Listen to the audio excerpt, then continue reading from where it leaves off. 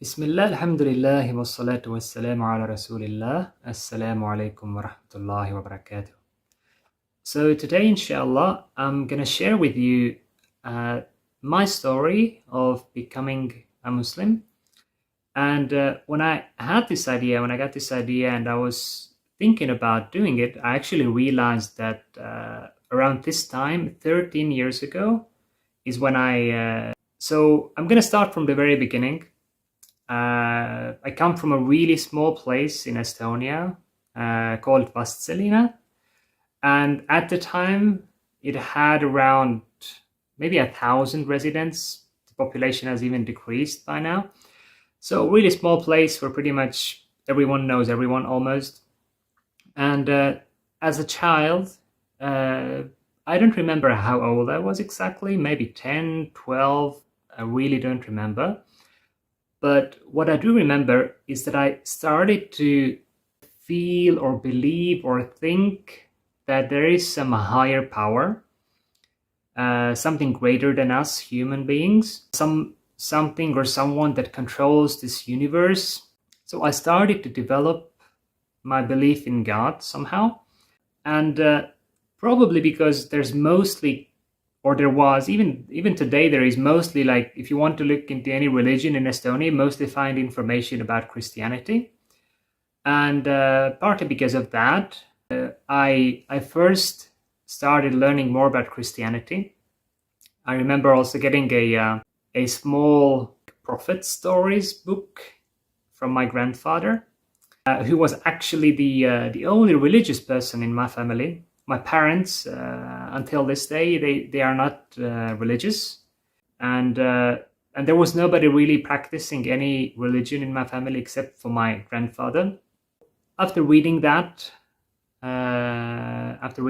book and reading maybe from some other sources also about Christianity, I started following Christianity.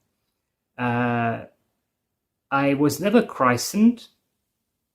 But is that the word, christened or baptized? I'm not even sure exactly. But I never ritually became a Christian. That's what I want to say. I did consider myself a Christian, especially throughout my teenage years. I would go to church whenever I could. Not every weekend, not every Sunday. And I didn't normally go to the church in the place where I lived in, because at that time, just being religious, being a believer in Estonia was kind of like, you didn't want to like really talk about it because of people's reaction. And it just shows also how non-religious country Estonia is.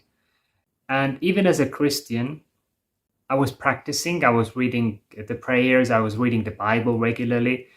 I would go to the church, but I would never talk about it, maybe even with my parents, not so much, and not at all, for example, with my friends or my classmates at school. And so I was kind of even practicing Christianity kind of in a secret, didn't really talk about it too much. So my teenage years, I would say like 3, 4, maybe even a little bit more years, I was a practicing Christian. And at some point, I started moving away from Christianity because it was mostly the concept of Jesus being the direct Son of God, and the whole concept of Trinity, which kind of stopped making sense to me slowly. I would still go to church, but I would not consider myself a Christian anymore. It was a slow process, but at some point, I just felt that okay, I'm just believing in God. I don't have any religion. I don't need any religion. I can just go on with my life like this, just believing in one God, and that's enough. But at that time, I was also open to more open to like other religions, other ideas. And I started reading also about Islam. And another important thing is that when I was a Christian, at some point, I wouldn't even talk to Muslims because of my religion, because I thought they were like so way off the truth or something. I didn't even remember, but I remember that I completely avoided talking to Muslims, like online, I mean, because there weren't like any Muslims around me anyways, where I lived. But I had like a lot of online friends, and I was avoiding Muslims at some point. But then later, I started becoming friends again online with some Muslims, and it's not so much that they really called me to Islam, but they kind of just showed me, just by being normal, that they're also normal human beings, that I don't need to like avoid them. And I also started to kind of see the true image of Islam, sometimes by what they told me, sometimes by their behavior, which was not the image that we in the West sometimes get from the media, from the TV, the news, etc., where you only mostly hear about, or at least at that time you heard about, like, some terrorist attacks that were associated with Muslims, etc. So you don't really get a good image just by watching those images and reading those stories. So thanks to those friends, partly, I became more open about Islam.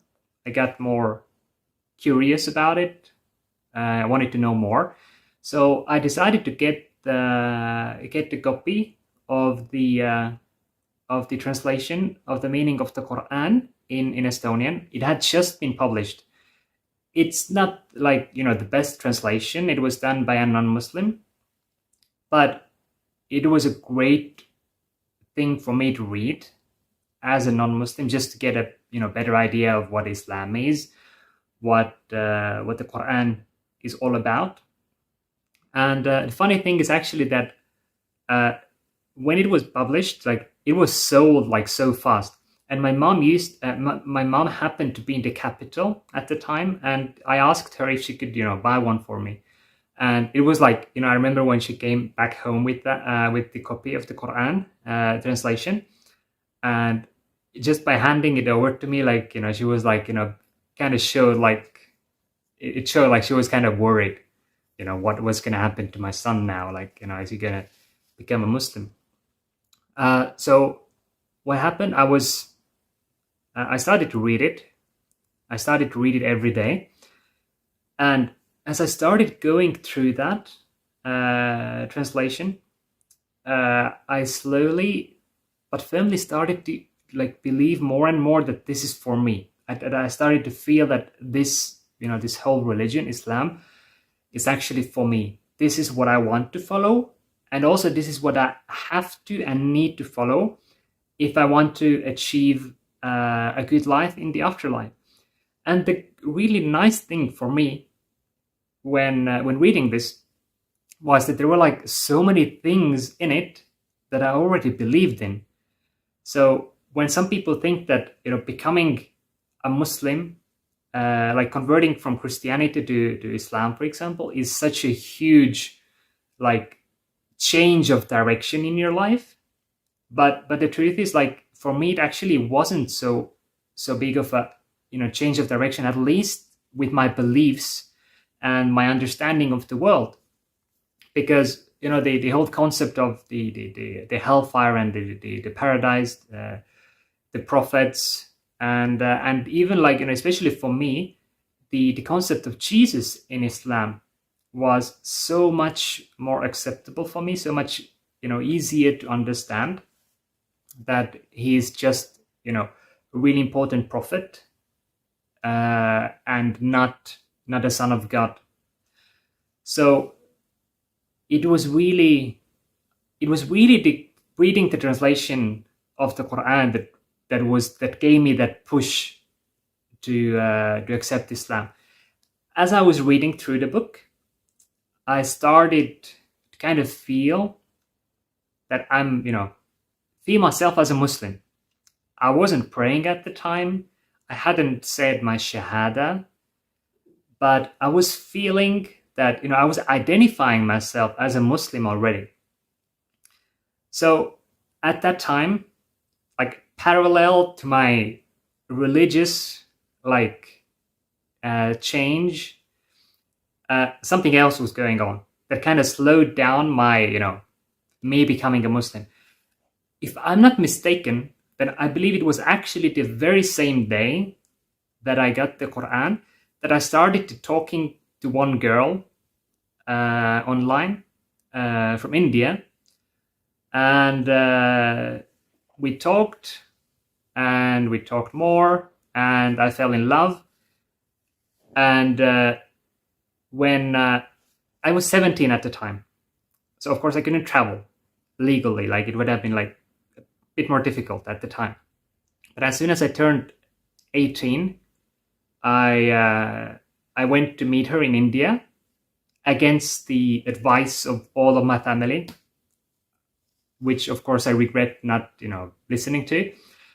It was a stupid decision, obviously Islamically incorrect, but it's just what happened. I was crazy in love, and I did that. And of course, as unlawful as it was Islamically, just traveling to another country to meet a girl, the funny thing is that I became more religious there. And the reason is that while I was staying in the hotel, I discovered this Islamic TV channel called Peace TV, mostly famous for Zakir Naik. And I learned so much about Islam, and my faith grew a lot. And I was even trying to pray a little bit in some certain incorrect way while I was there. And of course, this thing with that girl didn't work out. I came back. That relationship ended, I believe, 2009 March. And it was 2009 April, so 13 years ago again, when I properly said my Shahada. I had been basically saying my Shahada already before, because I was already praying more properly now. So I don't really know exactly what would be the exact moment or the exact day when I became Muslim. Was it April 2009 when I actually said the Shahada with the intention of accepting Islam? Or did the Shahada that we say in the prayer already, did that count as well? I don't know. But so anyways, that's how I became a Muslim. So I was still in high school at the time, and I had one full year of high school left, and that was quite interesting and not the easiest thing as a practicing Muslim. One thing, because of the food, I used to normally eat in the school canteen, but then I stopped that because there was mostly everything was haram to eat. There weren't any vegetarian choices really, at the time at least. And the prayers, of course, that was quite hard, but somehow I managed. I would sneak out. I mean, not sneak out, I would ask out, raise my hand, and the way it was can I go out? And normal people would just go to the bathroom, but I would go and do my prayers somewhere in the school building. I would sometimes go to the backup stairs, the fire stairs, around that area. There wasn't too many people moving around there, or some other quiet place.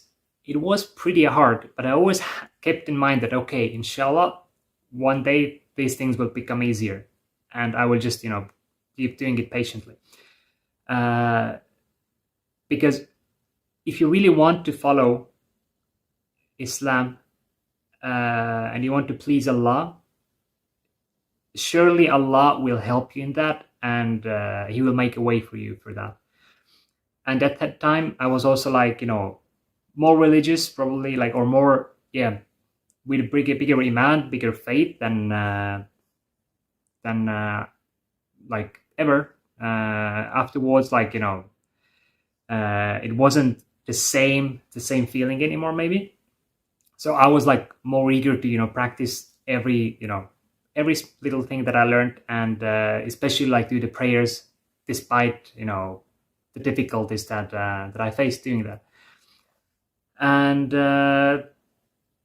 also, alhamdulillah, what made it easier for me was that my parents kind of took it pretty well, me becoming a Muslim. There weren't really that big problems with that.